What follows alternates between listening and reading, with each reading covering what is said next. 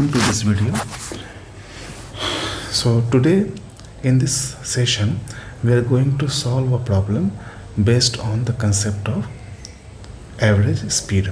So you can see the problem is written here. I am reading it out. A car moves uphill at V1. V1 is the speed, maybe in kilometer per hour, but it does not make any difference. It may be in meter per second or anything. So a car moves uphill at V1 and then downhill at V2. What is the average speed for the round trip? So we have to pay attention to the term round trip here. So what does round trip mean? So there are two parts of the overall motion. In the entire trip there are two parts. First, the car goes uphill, and then the car goes uphill at V1. Then in the second part, car goes downhill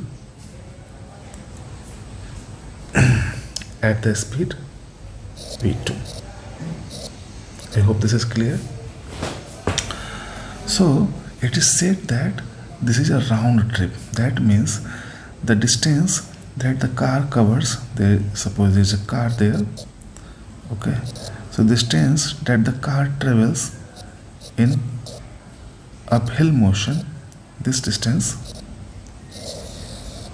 d1, let us say it, d1 is same as the distance the car travels in its downhill motion. That is the meaning of the round trip. Okay, so this is the distance d2. So since it is a round trip, we have d1 is equal to d2, and we are, for our convenience, giving it the symbol d. Both are equal to d. So d is the distance traveled on any one trip. So d is the distance traveled during uphill, and same d is the distance traveled by the car during the downhill motion. So now we have to find out the average speed for the round trip. That means average speed for the entire trip that involves both the uphill and the downhill motion. So we have seen in another video that average speed as average is given as total distance traveled over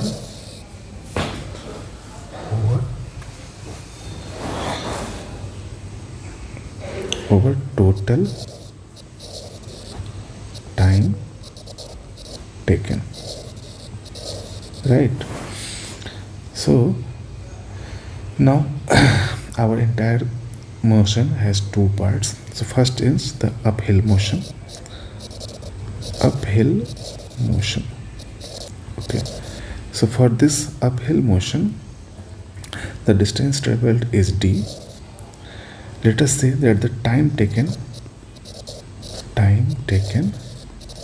is t1, and of course the speed is given as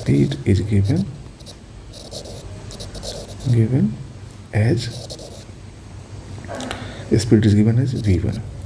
Similarly, for the downhill motion,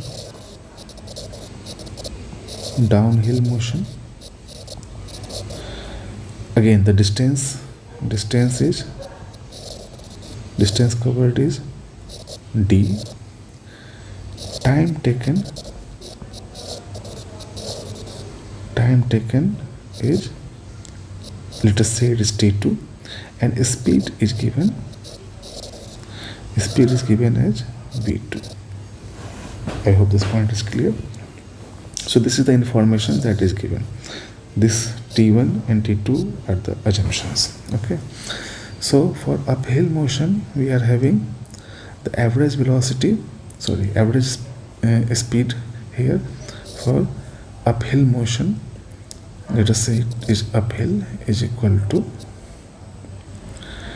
for uphill motion it is, so the average speed is given, fine, average speed is given. So this v1 is equal to distance traveled by time taken. Similarly here v2 is distance traveled by time taken, fine. So now we can also write that the time taken for this trip, the uphill motion, is t1 is equal to d over v1. Similarly, the time taken for the downhill motion t2 is equal to d over v2. Now let us put these things in the formula here. So total distance traveled is, so for the entire, I am talking about the entire trip. So the average speed for the entire trip is total distance traveled, that will be d for the uphill and d also for the downhill motion.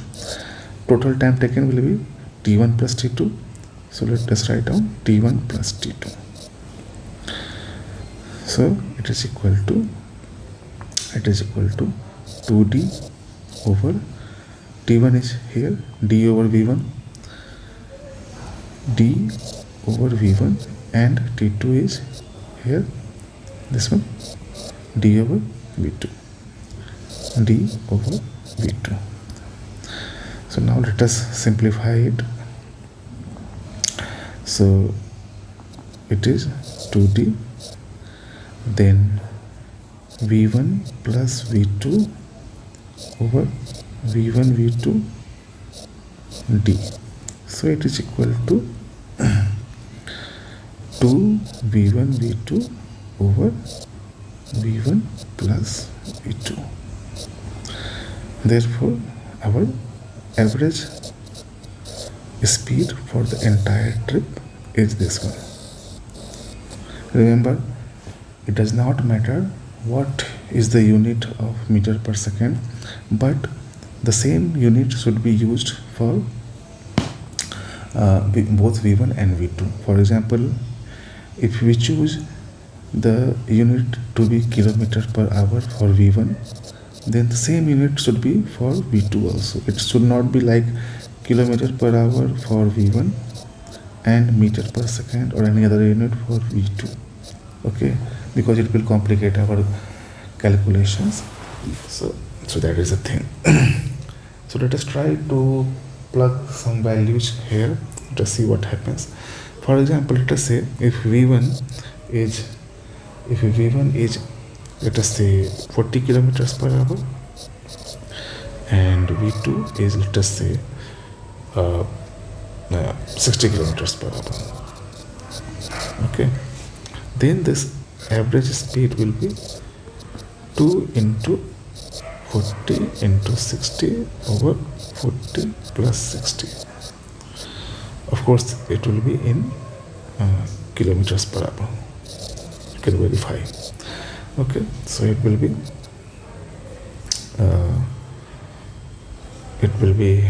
I think it will be this one and 48 kilometer per hour, therefore as average. Fine. You see the average speed here in this formula. We have seen that the average speed depends on the individual average speeds. It does not depend on what is the time taken, what is the distance traveled, as long as the distance traveled for the both parts of the trip it's equal to each other, okay. It does not depend on the time also. So that is how we solve a problem on average speed. So this problem, I hope you have understood the concept here. Okay, this was the problem. Yes, fine. This is the problem. Okay, I hope you have understood the concept. How do we actually solve the average speed questions? So thank you for watching this video and good luck with your studies.